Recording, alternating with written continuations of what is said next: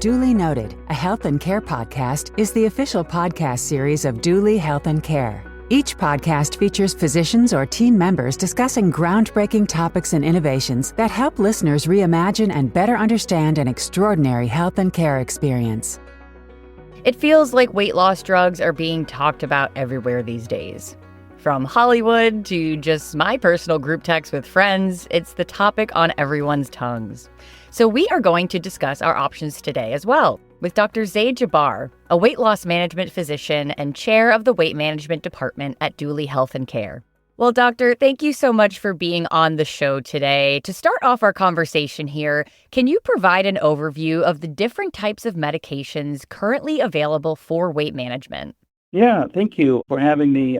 There are multiple medications for weight management. I would classify them into three generations. So the first generation medications, they actually go all the way back to the 1950s. They've been around for a long time, and they're rather cheap and expensive. Most people are familiar, for example, the medication phentermine. There's also a close cousin of it called diazopropion. Also in the first generation medications, once again, this is all back in the 1950s, started out in the 50s and forward. Also, other medications that have been repurposed for weight management, such as medications used for diabetes, such as metformin. Also, other medications such as bupropion. So these are the so-called first generation medications that have been around since the 1950s.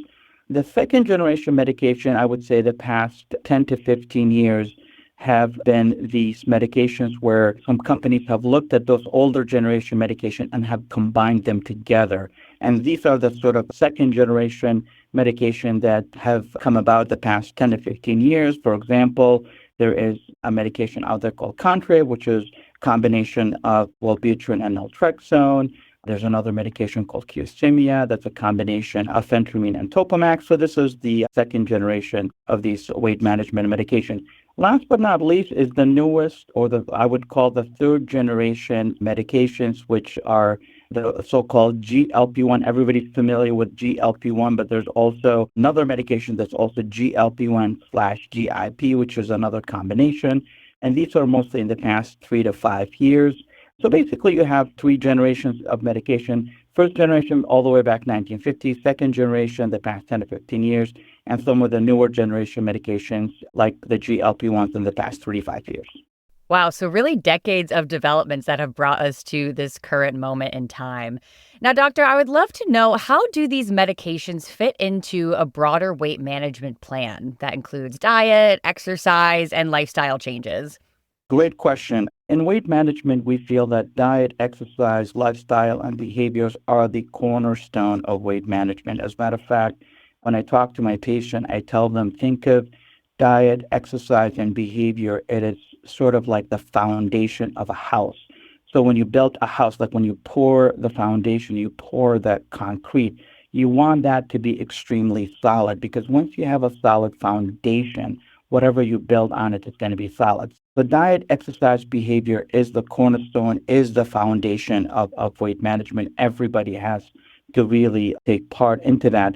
The weight management medication come in as a very, very important and effective tool to help us with diet, exercise, and behavior. And the way I explain it to my patient, I say, listen, we're going to have a nutrition plan, we're going to have an exercise plan, we're going to have a behavioral plan, because we have to talk about stress, we have to talk about sleep, and the medication is just going to help us stick to this plan. And as well as the medications are also important in help addressing some of the metabolic derangements that we see on the blood test and whatnot. So for the most part, the medications are important in helping sticking to the diet, exercise, and behavior by, for example, reducing appetite, improving metabolism, and helps the patient stick to the plan. So it's an important tool, an effective tool that helps us with diet and exercise and behavior.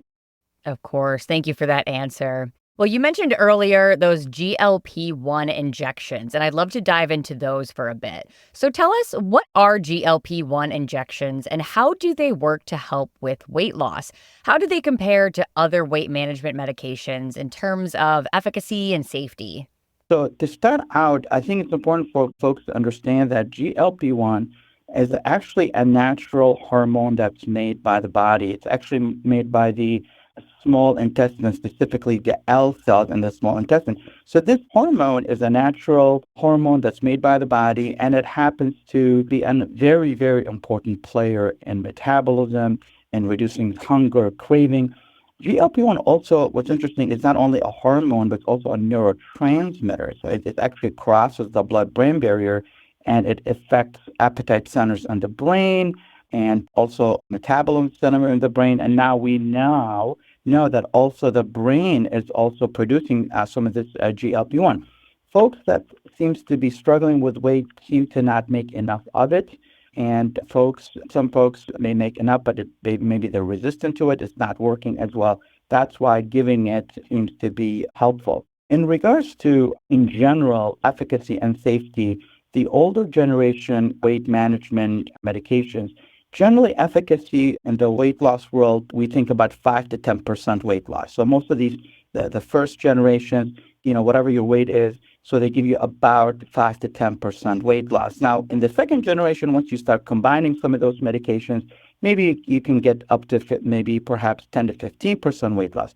With the GLP-1, we are definitely seeing much, much bigger jump, 15 to 20% or even more. As far as safety, all those medications that I'm talking about are FDA approved. Of course, in order to have FDA approval, you need to have efficacy as well as safety. So they're all generally safe. What's interesting, however, with the GLP-1, not only they are generally safe, but the newest data shows that they actually have some cardiovascular benefit. And that's, I think, one of the things folks need to understand a little bit is that they're generally all safe, but with the GLP-1, we have perhaps cardiovascular protection, cardiovascular benefit. Well, unfortunately, these new GLP-1 injections are still quite expensive. So can you discuss the cost factors and whether there are any more accessible alternatives?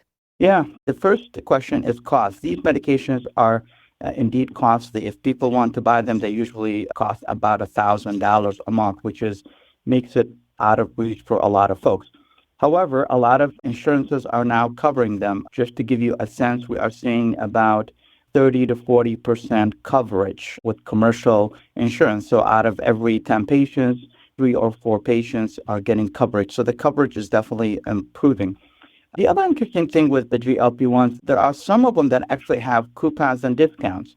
So if folks, their insurances don't cover them, they can get a discount and they can bring the price down, maybe perhaps down to about $500.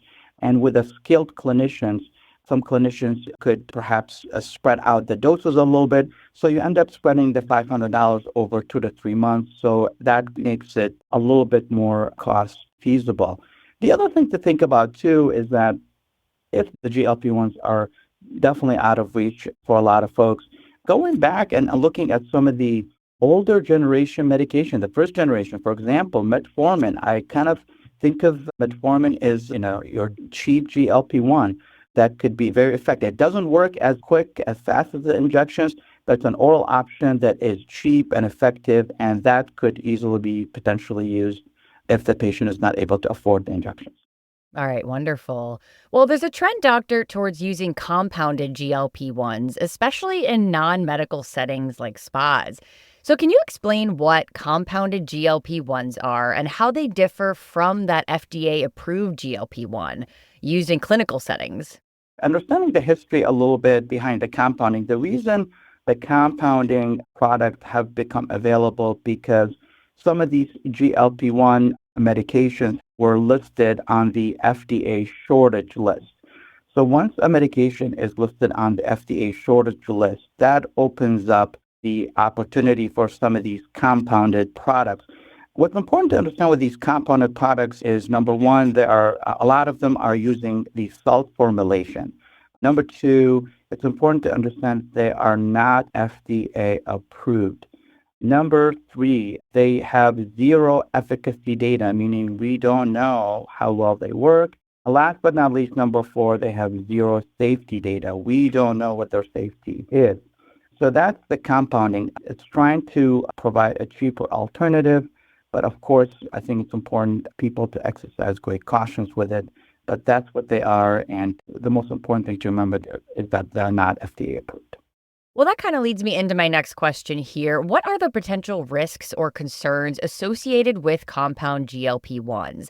So once again, they are not FDA approved. As a matter of fact, I think the risks have been laid out by the FDA. Actually, as a matter of fact, there have been multiple FDA warnings in regards to the content of these compounded materials.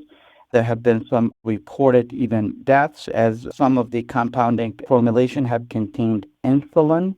I've read some studies showing that there are up to 25% impurities. So the main risk is number one, you don't know what you're injecting. And potentially, I think it's suffice it to say, is that we just don't know the actual safety of it because a lot of them are using the salt formulation. So my message to my patient or the patients out there is to just exercise big caution, ask a lot of questions. And when they're using these compounded materials, they're oftentimes administered in these spas. A lot of times, whoever that's administering them, I'm not even sure they're providers at some point, but not significantly trained. The other thing that's important to remember is that there could be potential complications, right? So what are the potential complications with some of the GLP-1?